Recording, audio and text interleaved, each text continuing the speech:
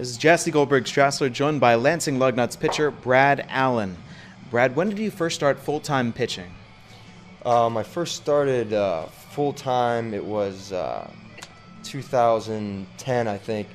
I was a position player and pitcher first 2 years of college, and then my third year of college when I transferred to Arkansas State University. It was the first time I just solely concentrated on pitching.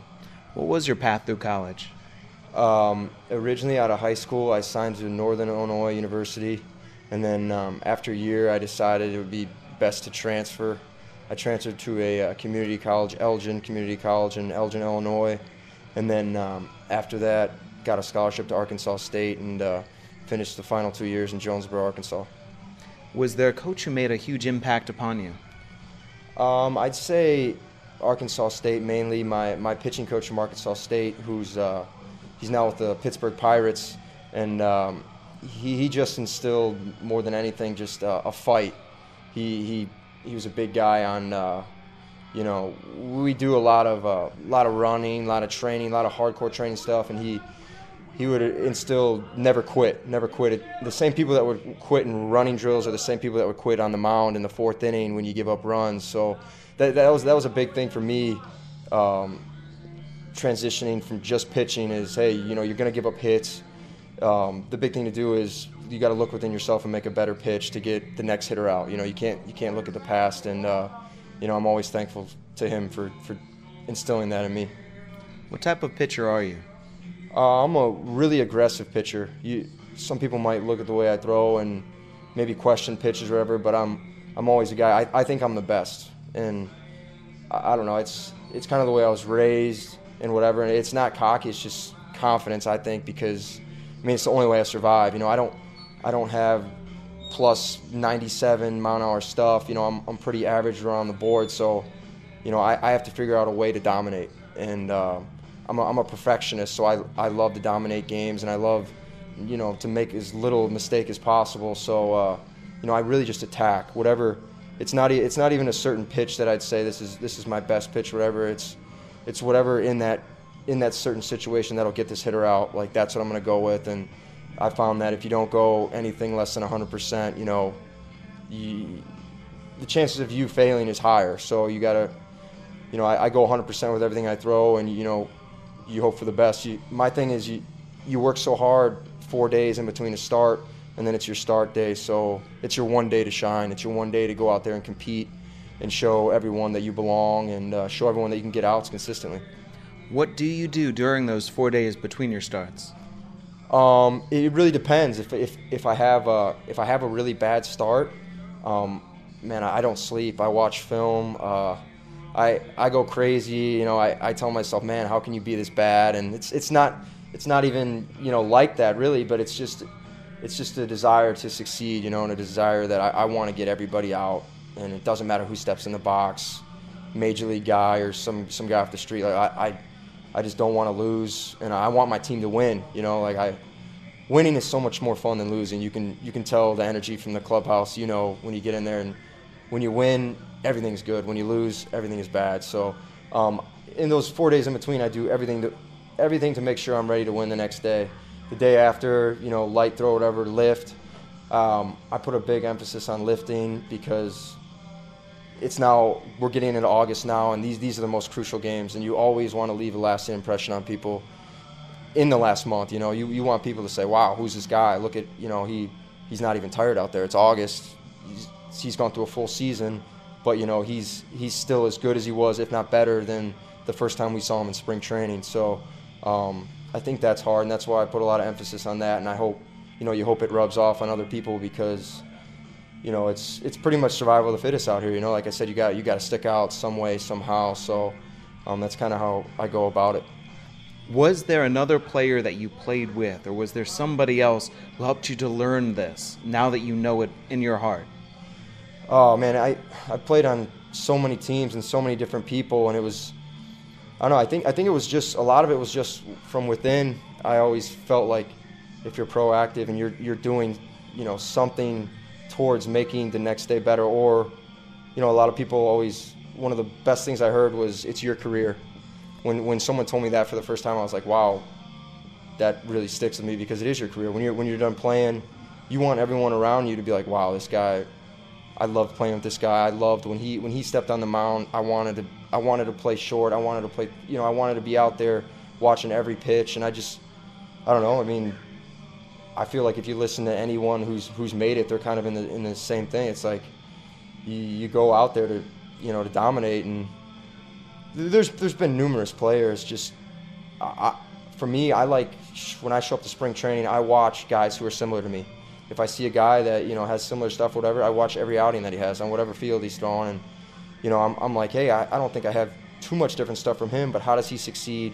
Why is he higher than me? Why does he get these chances? Or how could I put myself in the position to get those chances? So, just watching guys, and just a big thing, I talk to people during batting practice, and you say, watch a game behind the plate. Chart a game, watch the catcher where he sets up and see where the pitcher throws it, and you learn a lot from just watching games, from charting. That's another thing in between the 4 days. The 2 charting is huge. You just sit back there with the radar gun, you don't even need the radar gun, just watch if the guy hits the catcher's glove, watch how he works hitters, and you'd be amazed how much you can learn and integrate into your own game. Speaking with Lugnuts pitcher Brad Allen, let's trace the path that brought you here to the Lansing Lugnuts. After college, independent baseball came first Rockford though, and how did you come from Rockford to Florence? It was crazy. After college, I didn't get drafted. I was obviously really upset. I thought, of course, the way I am, I thought, hey, I should be here. I thought I worked hard enough, but obviously, I went back to the drawing board, said maybe I need to work harder.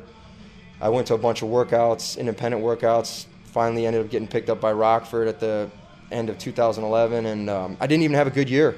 I was on a bad team. We'd go on a 10-game road trip, and we'd win 1 game, and it was awful. I really thought that was the end of the line for me. I said, wow, if this is professional baseball, I don't want to be a part of this. And finish out that season, and I was like, I'd interviewed for jobs. I'm from Chicago. All my friends were getting jobs or whatever. I was like, okay, maybe my baseball's over. I ended up talking to my family. I said, all right, I'm going to give it one more shot.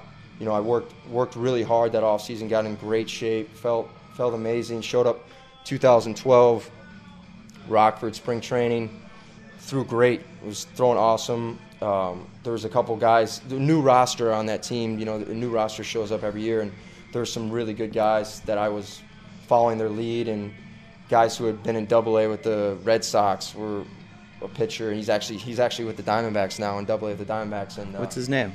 That's Mike Lee. And man, I just watched him and tried to do everything he was doing.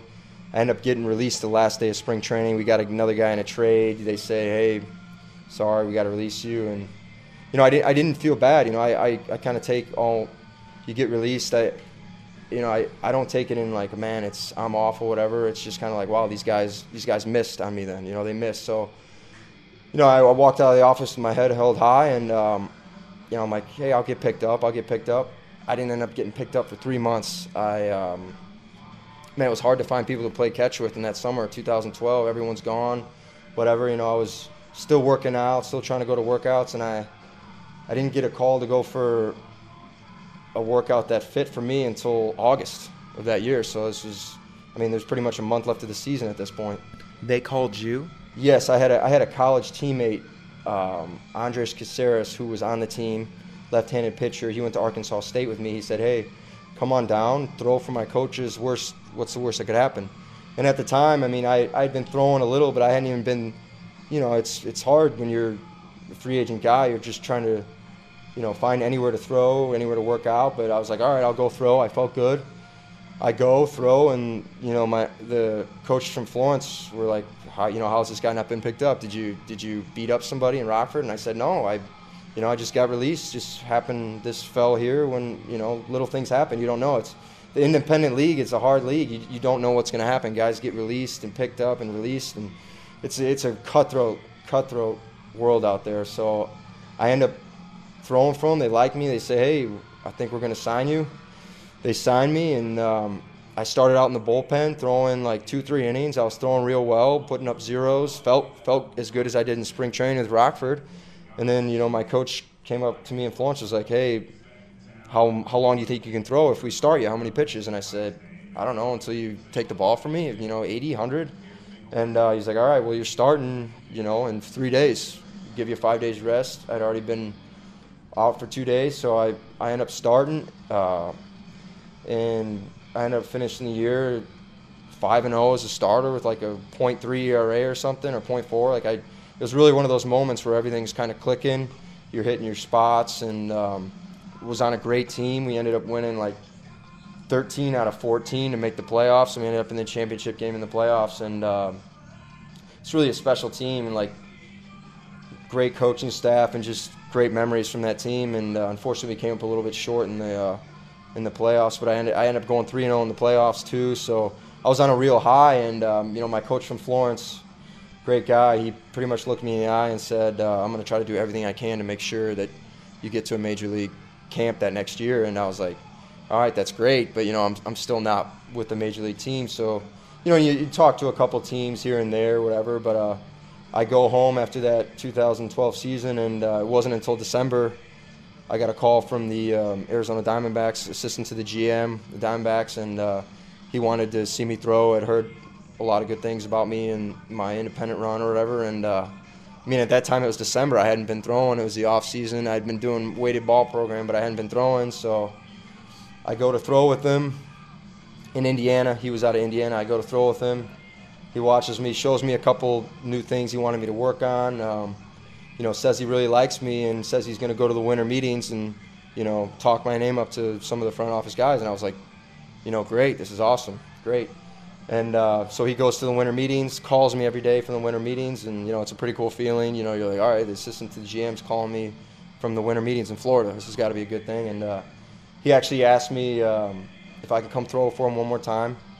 So I'm like, it's all got to be good stuff. I go throw it for him one more time, and I end up signing with Arizona that night. So that was my first path out of the independent league. What was your very first Major League Baseball spring training like? Oh, it was crazy. It was crazy. Once you get signed and you get over like the excitement, like, man, now I'm affiliated. This is where I wanted to be out of college. Now I'm here, and you don't know what to expect, but going in, you work so hard to get there, and there's so many good players in independent ball is what people don't realize. There's so many good players everywhere, and just to get the chance to show up to a spring training and show yourself in front of, higher up people that maybe didn't see you before, it's really a blessing. And I show up to spring training, beautiful Arizona complex. It's really too nice. It's really too nice for the minor leaguers, and it was just awesome, and you meet so many coaches and so many people that you always dreamed of having work with you, and they work with you and teach you stuff. And it was really a big learning process for me, because I was trying to work on some new things that they had taught me. And I actually ended up getting left back and extended for, I think, 2 weeks after spring training. But it actually helped me. I got to work with the pitching coaches a little bit and got to dial in a little bit more before I got called up to South Bend in 2013. What changed in your pitching between pitching for South Bend and pitching in the Frontier League? It was just little things. They had taught me I'd never thrown a slider. They tried to implement a slider, so I'd have 4 pitches. The scout that signed me saw me as fastball, changeup, curveball, slider, and that was big. It's just confidence. It's amazing, at the developmental levels, how much better you will get just continually working every day, throwing a new pitch and all this. And that's what a lot of people don't see is the work that goes in with, the young talent, and what the organizations want is they want you to be able to throw it. So you're working on stuff. You might have a bad outing, you might have a bad day, but you're working on something all the time. And just working on that little stuff that would make you successful in the organization's eye to further your career. That's the bottom line. You're trying to mold somebody into a big league player. So just that whole process. And it was all new to me. It was my first camp, and really just getting comfortable with everybody. Were you a better pitcher for South Bend than you had ever been before? I would say my final month and a half, yes. I had some tough times, which a lot of guys do. I think at one time my ERA was like 8, and it's funny because my manager hadn't told me this at the time. I had a terrible outing last year against Bowling Green. I gave up like 8 runs and not in an inning or something. Just a bad day. And I remember I was like, man, that's not me. Like I didn't sleep until my next start. And my next start I ended up going 7 innings, giving up 1 hit, and everything changed from that point on. You know, I went back to the basics. You know, throwing fastball where you want, and just attacking hitters. And ever since then, it's kind of been the breaking point. Like, hey, you can either go out of the game or you can go up from here. And where are you going to go? And luckily for me and the way I worked, it was up. You know, I worked with my pitching coach, and like I said, we just went back to basics. And when I ended up throwing a no-hitter later that year, I got a call from the South Bend reporter, and he said, you remember that outing that you had against Bowling Green when you gave up, you know, you didn't make it out of the first, you gave 8 runs. And I said, yeah, I remember it. You know, I come a long way from then. This is like a month and a half after now. And he said he talked to my manager, Mark Haley, and Haley told him that'll never happen again. And it just shows you that, I mean, it was just a big, you know, kind of statement to me, like, wow, you know, people see the work that I put in, and they see the confidence, and they know it's not going to happen. And it's little things like that that are like, that make the game worthwhile. Your statement to the league was your 9-inning no-hitter at West Michigan. First time a no-hitter had been thrown in West Michigan in basically a decade. You received a standing ovation from the hometown West Michigan Whitecaps crowd. What was that entire game like for you?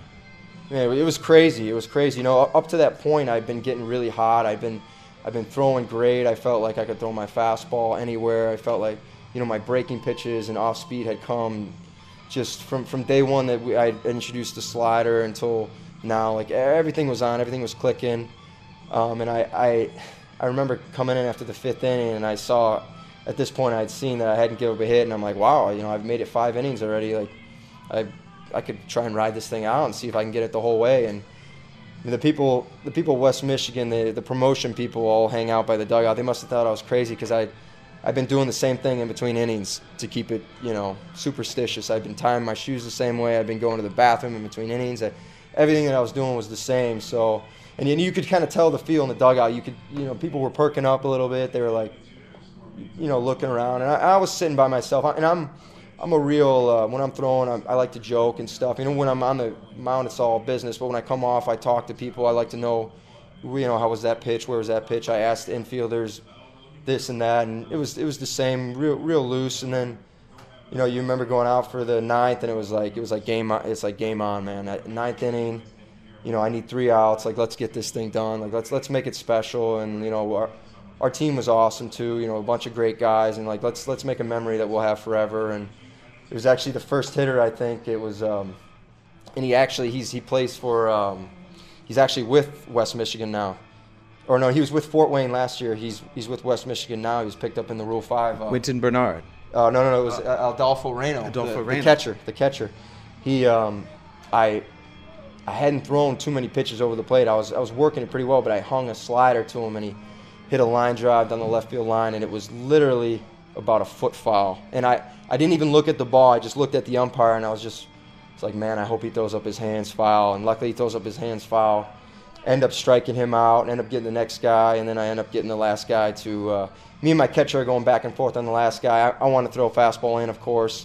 I had broken his bat in the at-bat. He had gotten a new bat, and, of course, everybody's got to wait for him to get a new bat. You know, I got one more out for this no-hitter. Everybody, you know, I'm fuming. I'm going, you see me pitch. I'm like, come on, I want to get going. And after finally my catcher throwing down 3, you know, like 10 times, I'm like, all right, I'll throw a slider. Throw the slider, pops out the second, and, Andrew Velasquez catches the final out, throw my glove up in the air, hug my catcher, and special night. Of course, my dad's in the stands. I give him the final out, give him the ball, and it was just awesome, man. It was really, really cool feeling. Just not only that, just then the trickle down from the organization. It's always cool to know that people up top are watching. You know, you get text messages calls from, you know, farm director and people, and just saying, hey, man, nice, it's unbelievable, you know, it's history. And it was just a really cool feeling to see all the people behind me too, all the people that have been there, that knew me when I was, not that I was anything, but they knew me when, I didn't even have a job in the game, and now all of a sudden here I am throwing a no-hitter is something that wasn't, maybe supposed to happen, but all the hard work that you put in finally, is validated to that point. What did your father do with the baseball? I think he's got it at home or something.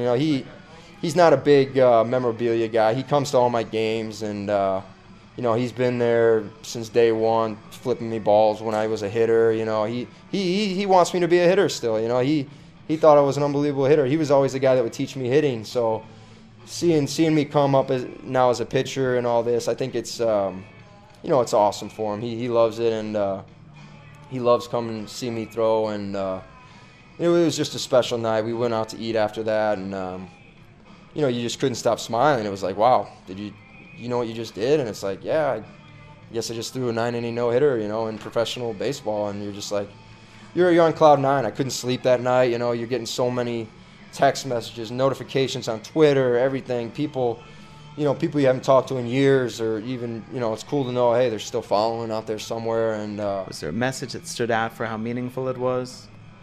Yeah, it was probably just my family. My grandma had passed away like 2 years ago around that time, and it was just like, wow, everyone's just really happy. Everyone, they know how much work I put in, and they see how serious I am about everything, and they really get a kick out of just me succeeding. The good news didn't stop. You had the opportunity to head on up to the California League. What was your California League experience like? Well, it's crazy. A day after I threw that no-hitter, I get called into the coach's office, and I'm like, all right, awesome. I got to be getting called up. They go, you're in the bullpen. And I was like, I thought it was a joke. I'm like, oh, I'm in the, but the way I am, I didn't say a word. I said, fine, I'm in the bullpen. That's fine. It just so happened that our first rounders were being moved up. I understand pecking order, everything. So they need to get into their starts. And the way I looked at it is, hey, I'm in the bullpen now. I still got to get my outs. I still got to, you don't know how you're going to make it to the top. Bullpen, start, you got to be able to do everything. And the more that you can do, the more you're valued. So I ended up coming out of the bullpen against West Michigan and a few days after I threw the no-hitter. And I ended up going hitless 11 2/3. I still remember the hit. I was supposed to go 3 innings that day. I gave up a hit right before the final out. So we ended up going hitless for 11 2/3. But I had 2 bullpen stints, and my last one, I had that one at West Michigan, then I had one a couple days later against Bowling Green. And actually the guy who signed me was in the stadium. The assistant to the GM was there, and another real high-up guy with the Diamondbacks. And I just remember, when something like that happens in my life, like I just push harder. I always push harder. So I get moved to the bullpen, and it's like game on to me. Like I want to show everyone why I deserve to be not only I deserve to be a starter, and I'm always competing to be better than the next guy. That's just the way I am. It's not, it's just always made me successful, and it's why I stick around, and that game I just ended up going 4 innings out of the pen. I struck out 10, gave up no runs, and then the next day we go to Fort Wayne, which is a commuter for us, and I got called into the office again, and they said, hey, you're going up to Visalia in the Cal League, and you're going to be a starter. You're starting for them. And, it was just awesome. It was awesome because, I started out the year and extended, and just the places the game will take you. You think when you hear that, when you hear you're getting promoted, you're like, dang, a couple of years ago I was in the independent league. Now, here's a call up to high A, for the end of the year, and they're in a playoff run up there too. So you're like, okay, this is just another step. It's a great feeling. Getting promoted is just, you're on cloud nine. And so we're in Fort Wayne. I end up going back to South Bend. I take a flight from South Bend to Chicago to Arizona to Sacramento, meet up with the team in Stockton that night. I watched the game that night, and I think I watched the next game, and then I started the next day. Ended up going 6 innings, 8 Ks, no runs, and it was just awesome. Just the whole transition of that 2-3 weeks was just, it was what you put in all the hard work for. So then you hit the off season. Was it disappointing to go right back to South Bend? Yeah, it was. Obviously, as a competitor, I showed up to spring training in great shape. I'm coming off a high. You finish the season in high A. You kind of know all the players that you've been with in the year before in South Bend, and I had a really good spring training too. Really attacking hitters, doing everything they wanted me to do, and you think you're going to high A. A lot of people talking this and that, and I get sent to South Bend, and it was. You're a little shocked, but at the same time, you're like, hey, if I just do my job, it's not going to be long before I get out of here, And I knew at that point, like, I probably only had 3 or 4 weeks, make or break. You either perform real well or, you could be released. And, I ended up getting released. I didn't pitch that bad, but at that point, I kind of pitched, and you should never do this as a competitor. I kind of pitched to the point where, hey, I've already dominated this league. Like, I've done everything I can for this organization at this spot. What more can I do? And, I ended up getting called in after my 4th start. I was 3-0 at the time with, right around a 4, which, is nothing to write home about. But, I was kind of getting into, usually the way I am, the longer things go, the more innings I pitch, the better I get. I'm always kind of a slow starter, but then turn it on. And, I ended up getting called in. The nice thing looking back on it was all the Diamondbacks execs were there.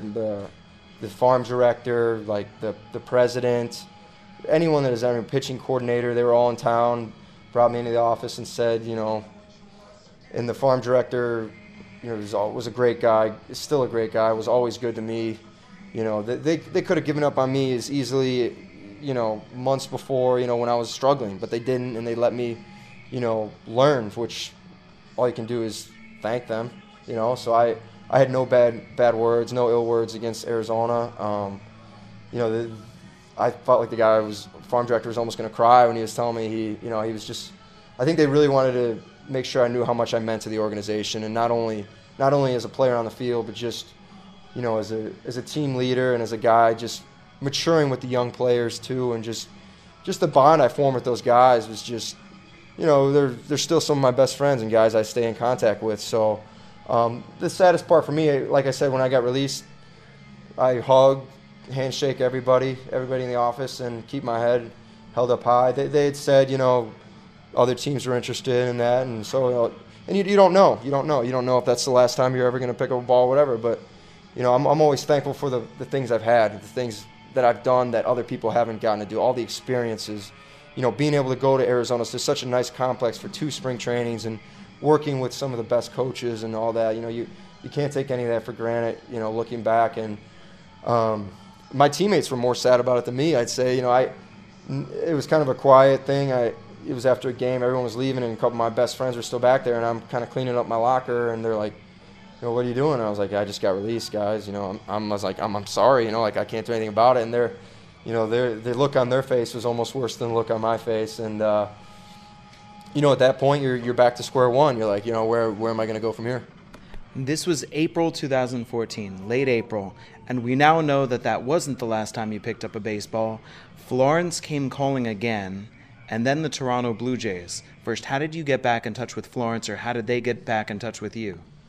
Yeah, it's crazy. You don't know, like I said, you don't know in this life. So I get released, and the next day, packing up my car, just driving right down the road to Chicago, back home, and I got a ton of calls, man. It was really kind of shocking to me. The assistant to the GM that had called me, the guy who signed me, and he was going crazy. He couldn't believe that I got released. He was like, "You've gotten better every time, every outing, you're better." He was actually at the Cubs Diamondbacks game. He's a big league scout too, and he's watching the game, and he's telling me, "Man, I'm looking at this guy out here. You're not that different from him, the guy that we're starting today." And he's like, he wanted me to sign back with Arizona in a couple of weeks when someone got hurt or something. He was like, "Hey," he wanted me to go play in this independent league, the American Association, which is a little older league. And you're just kind of feeling out things. You don't really know where to go. Got a bunch of calls from a lot of the Arizona scouts, guys that had followed me, and just, the number one thing they told me was, please don't stop throwing. You need to keep throwing. You should have a much longer career in professional baseball than this. And when you hear those things, it's a good feeling. You're like, wow, I didn't know these people thought so highly of me, but it's nice to have these guys behind me. Even if they're at a different organization, you just never know in this game. I always say the more people that you know and the more people that like you and respect you for what you do, the better off you're going to be in any career. It's not, baseball is the same as anything, So I'm driving home, getting a bunch of calls, and my Florence coach, he texts me, and I can't even repeat what he says, but he pretty much says, "What the heck? What happened?" And I'm one of those guys, I don't want to talk about it over and over again. I don't want to have to tell everyone my story. And of course everyone's asking because they look at the stat sheet and they look like, "Hey dude, you're leading the league in wins right now. You're 3-0, I'm like, "Yeah, I know, but things happen. That's not how this game works all the time. A lot of time you got to be right place, right time with a lot of these organizations." So he said, "What happened?" I end up calling him, talking to him, and he said, "I can't believe that." He actually called the assistant to the GM that signed me, and I'm sure he didn't have a lot of good things to say to him, but he kind of voiced the same thing to me. What the heck happened? But he said, "Hey, if you want to come back to Florence, you're more than welcome to come back. I'm not going to push you either way." He was always a great guy to me. He's always been a guy in my corner. And the nice thing about Florence was I knew the area. I knew my host family back there. Great people. I was comfortable, and I knew it was always a place I could go and work a couple outings and try and get hot and try and get picked up. So as far as deciding what independent team, and I had a bunch of independent teams calling me. It was crazy. I felt bad because I didn't want to answer the phone and have to explain myself over and over to these people, and they were trying to recruit you. No, I know, and that's the thing. You're like, no, I don't want to go play like out in God knows where. I'm trying to get back to affiliated as soon as possible. So I'm trying to bridge the gap. And like I said, independent, it's a crazy world. You don't know always who to trust or whatever. So my trust was with Florence because I'd already been picked up once. And if you ask anybody, they always have raving reviews about the coaching staff there, and they're good people. They won't hold you back. If they see something good, they'll tell you to go. So I end up signing back with Florence, had a couple days back at home, and then spring training starts again with the independent leagues like May 1st. So then I go through another spring training, which is like 2 weeks. And it was nice. It was pretty much show up to the field, get my work in, like usual, go to the weight room, get my work in. And it was awesome for me because I knew some guys there from the past that had still been there on the teams, a couple of my good buddies. And also you meet a bunch of new guys that are trying to do the same thing you're doing, so you get to talk to these guys. And I love talking to people, and I love asking pitchers, what are you thinking when you're throwing up there? And it was cool to meet a whole bunch of new guys who had been in my same situation. They were 22, 23-year-olds who they're asking me, how do I get picked up? So it's kind of cool to shed the light on them, like, hey, man, if you do your job, someone might just see you and might just like you enough to give you an opportunity. And I ended up starting the home opener there, which I think was May 15th. It was our first game against Washington Wild Things, and it was funny because the leadoff hitter was an old Diamondbacks teammate who had been released, and the 5-hole was a guy I played with in South Bend earlier in the year. So, it's crazy who you run into in the game in this game. So, had my first start, and I think my first start I threw 100 pitches, like 92 fastballs or something. It was just go right, and I think I struck out the first 7 guys or something. It was just, it's just one of those things, and had my first start, and then the way the schedule worked was we played 3 games, then we had 2 days off, and then we start playing again, and we stuck with our 5-man rotation through those 2 days off. So I was supposed to make my next start on like May 23rd, and I got picked up by the Blue Jays on the 22nd. Did you suddenly get a phone call? Did Fran Riordan call you into his office? When I had gotten released, like I said, I had a lot of people that were backing me, which was nice. And a lot of scouts had called me and talked to me about certain things that could happen. And my scout that had signed me to Arizona said, he wanted me to let him know when I was throwing, so if people wanted to come see. And he said that the Blue Jays and the Twins had already, shown a lot of interest and had been, the Arizona people had been kind of talking to some other people. They they were shocked at how I had taken the release. I didn't say anything ill will. You know, I said thank you. So I think that spoke volumes to them as far as just being a professional and just, you know, knowing how the game works. And I ended up getting a call from Charlie Wilson. I was working out. Of course, I was at the weight room working out before my start, and I got a call from a Toronto number. So I was like, oh, maybe it's the Blue Jays. I get on the phone with him. You know, he's like, "This is Charlie Wilson. We're interested in signing you, Toronto." And he asked me if I was interested. And I said, yes, of course. You know, I'm interested. And you know, by that night, I think the paperwork was through and my contract was bought out again. So, second time my contract had been bought out from Florence.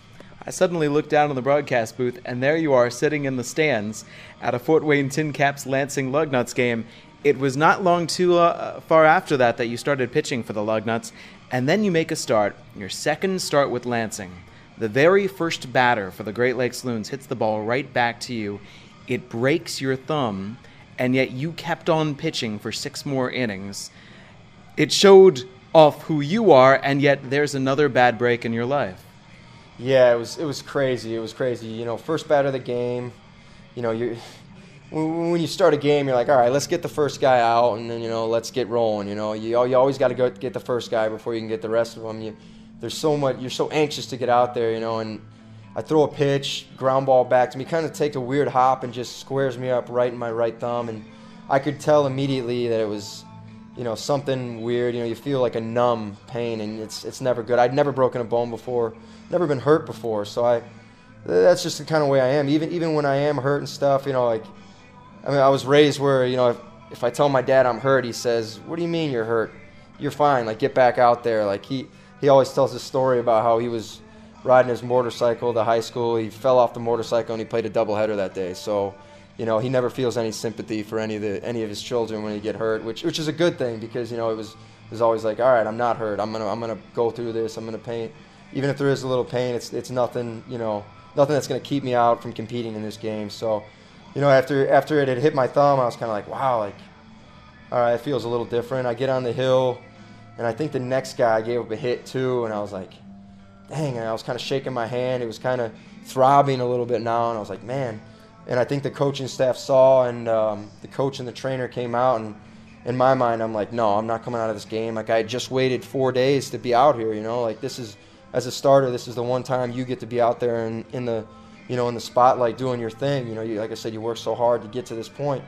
And I just told them I'm fine. I'm fine. They're like, well, what happened? I'm like, I hit my thumb, but I'm fine. That's all I said. I'm fine. And they, you know, they kind of looked at me like, are you crazy? Like, and I'm like, no, I'm good. I'm good. So send him back. And, you know, it was really like I took a deep breath, and I'm like, all right, man, you need to figure out how to get outs here. You need to slow yourself down, and, you know, you got 2 guys on, no out. And I think I ended up maybe giving up 1 in that first, but I got out of it with some good pitches, because I just was like, hey, you need to dig deep here and get out. I got out of the inning, and I remember coming in to my trainer, to the trainer Drew, and I was like, man, something's messed up here. It's not right. Like, but I'm gonna keep throwing. Like, I feel fine. I'm gonna keep throwing. I just kind of figured out everything, and like I said, it was only my second start, and I was feeling good. The more and more I threw that outing, I was like, man, like I said, I kind of started slow with South Bend, but now, like, I felt like I was at that point, like, man, I'm about to go off now. This is where, you know, I get my hot streak, and I'm gonna go ride this out.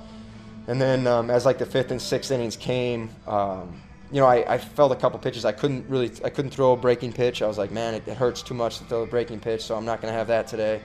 So it was pretty much just gutting it out and hitting your spots, and, you know, let's see how far we could ride it out. Luckily, I got through 6 innings and only gave up 2 runs, kept the team in it. But at that point in the 6th inning, I mean, I couldn't get water out of the water cooler with my right thumb, like, and it had swollen up to the point where it was, you know, there's maybe something wrong, and you know, the next day you go to get an X-ray, and you see that it's broken, and it's just, man, it's kind of like, man, like, why now? You know, like, I just got here. That's not the impression you want to make on the organization. The last thing you want to do is be brought in and then hurt and be that guy that's hurt. You know, that's not who I am. So after that, once that happened, I was just like, man, I'm going to work so hard in this next month and be in even better shape than ever, so that I'm ready to hit the ground running. And then it was just it was a cat and mouse game because I was like, man, I'm good, I'm ready to throw. I was feeling a ball every day, and there was some pain here and there, but I was like, man, I really just want to get out there and compete. And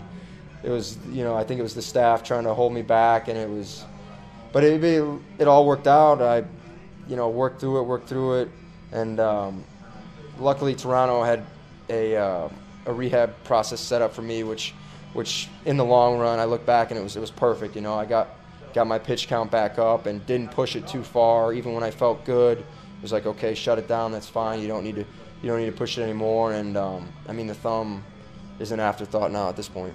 So where are you right now in the season and for you in general? Right now, I feel great. I feel locked in. I literally pick up the ball right now, and I feel I can get anybody out anywhere. Like it's just that point in the season. I kind of feel like I'm back. I'm in the same place that I was last year, at the end of the season, where, like I said, I want my strongest month to be August, no matter what. August and into the playoffs. Hopefully into the playoffs at this rate. And everything feels amazing. And the nice part is too, I've been able to work with Vince, our pitching coach, and I love the way he works because he's taught me little things here and there, change up my changeup grip, change up my slider grip, and it's never felt better. I feel very comfortable throwing all those pitches, and like I said, I'm in that attack zone. I'm attacking hitters. I think if you come to the park and see, for me, it's like a show out there. I love going out there. I love attacking, and it's from first warm-up pitch that I throw in the outfield until the last second I get pulled out of the game. It's attack mode, and it's just get as many hitters out, and if someone gets a hit off me, it's like, how did he get a hit off me? I'm just in that mode, like, it's pretty much that mode. Like another big thing that my pitching coach taught me from back in college, that's with the Pirates now, is you should go out there every time thinking you can throw a no-hitter. And it sounds cocky, but it's like, hey, I don't want to give up hits. I don't want to give up hits. I don't want to give up runs, and you go in with that attitude, and at the end of the day, you try to help your team win, and I think I'm at a really good spot to give the club a good chance to get the W every time I go out there. Last year, you were more of an innings eater for South Bend, in addition to the results that you threw out. We've seen you recently going about 5 innings per start. Any reason? I think more than anything is my strikeout numbers have been up. My strikeout numbers have really been up. I've been really attacking the zone, and I don't know what it is, but instead of getting maybe, some ground ball or pop-up outs, I've just been striking a lot more guys out. And, it's fun to strike out guys, but at the same time, you're like, oh, man, like, I'd like to go 7 or 8 innings, but at the same time, I've wanted to go more innings, but then the way I am, I'm always like, no, don't take me out. But then, the pitching coach or the manager grabs the ball from you, and you can't go any longer. So with me, it's just get as many hitters out as possible until they say, hey, no more, you can't go any longer. Are those strikeout numbers larger because of slider change? Are you getting strikeouts with 1 or 2 specific pitches? I think it's I've always been, and this was even when I was with Arizona, it's just my fastball. It's deceptive. I don't throw hard. As far as you put a radar gun, it's not going to show up 97, 98. I think I've been anywhere from 88 to 93, but it's just a deceptive, and it's just a plane that I throw on. Hitters, for whatever reason, have always had a hard time picking it up. I stay close for a while, and just the way that I throw, it's a little bit unconventional. I got long arms, and just the way the ball comes out, and just being able to throw my fastball anywhere. It's huge in any league, and I think that's a big thing. And just not being afraid to throw in is another big thing. When you can command both sides of the plate, it sets you up for anything else, and I think that's really helped me too, because then it sets you up for throwing. You can throw the changeup, you can throw the slider, especially in big situations like the other day. You get a couple runners on second and third, you don't want them to score. You've been throwing fastball and they haven't seen a slider. All of a sudden, here's slider, strike 3. And now you look back and you're like, hey, now I'm out of this jam. You come back to the dugout, there's a 0 on the board and your team's hitting. And so it's been a little bit of everything. And I think the more and more I get out there, you'll see the more and more confidence I have with every pitch. And I feel that that's how it's been. And like I said, working with Vince with the new grips and just, the little things, staying on top of the ball, keeping the ball low, It just feels like everything's clicking. Is there a way for a fan who comes out to the ballpark to see how confident is that pitcher, or how much lack of confidence does that pitcher have? What should the fan look for? Yeah, I talk about this every day. It's crazy. Like I said, sit behind home plate and just watch, and watch the guy where he throws his fastball.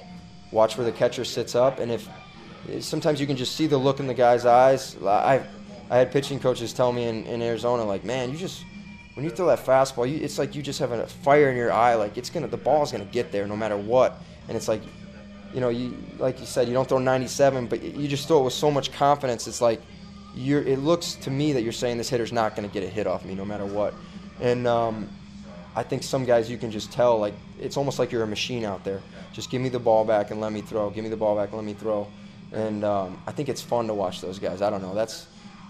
I think even like you see the position players feed off it. You can ask them, like, hey, who do you like watching throw, or who do you just hate when they're out there? They're slow out there, bad tempo. I like a good tempo in the pitcher, and just not letting, when the hitter steps in the box, be ready to go. It's kind of like a Mark Burley guy. The guy doesn't have anything that jumps off the charts, but he's finishing games in 2 hours and 15 minutes. Everybody loves those games, So just that, and like I said, the big thing is at this level, especially, is fastball. If you can see the guy grip the ball and throw it right where the catcher's at, then you can kind of tell, like, wow, this guy's got it. Some guys you'll see him set up, and you'll kind of see the pitcher, like, push it, and it's like, wow, he's afraid that the hitter's going to hit it out. And there's a big difference. You can't pitch afraid, or else you're going to get. I've pitched afraid before, even in any league. You can go any league, park district, whatever. You pitch afraid, your numbers are going to be just crazy. You're going to give up runs. You're not going to give your chance to win. Your chance of team to win. If you pitch on the aggressive side, it's like the game completely changes. You can tell too from when you're just watching a game. It doesn't take long for me to sit down and be like, wow, this guy, he has no care out there. He's careless, and he wants to attack, and he wants to get his team back into hit. Speaking with Lansing Lugnuts pitcher Brad Allen, you mentioned your father and his tutelage and his support. I know, too, that you've just become an uncle. Your sister has just given birth to her and her husband's first child. What role does your family play in your life?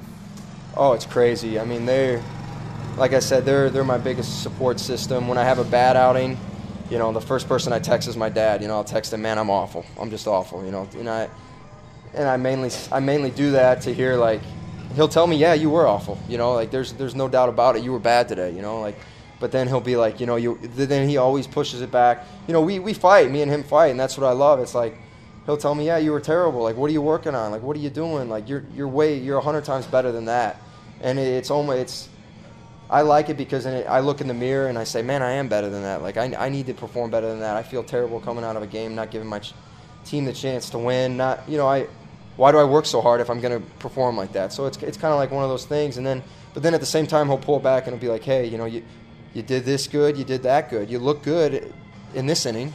Why don't you try to do that So it's give and take there. And then, I mean, my mom is the calm one. My mom is the one. She'll tell me I did great no matter what.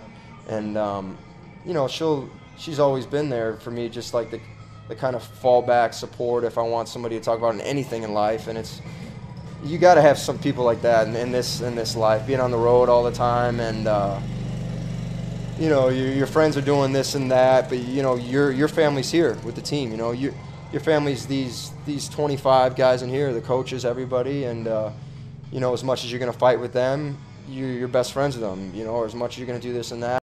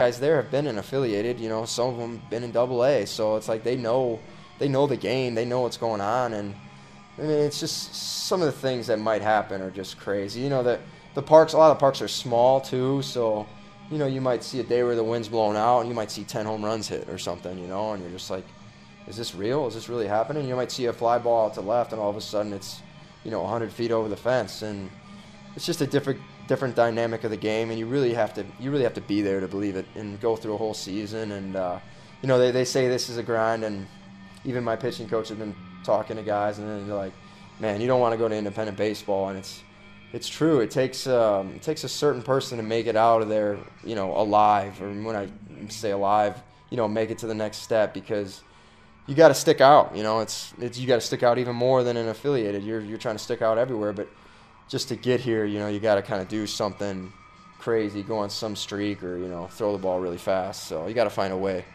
Brad, thank you very much for your time. Thank you. Appreciate you having me. Lugnuts pitcher Brad Allen. I'm Jesse Goldberg-Strassler. This is Lugnuts Baseball on Big Country 92.1.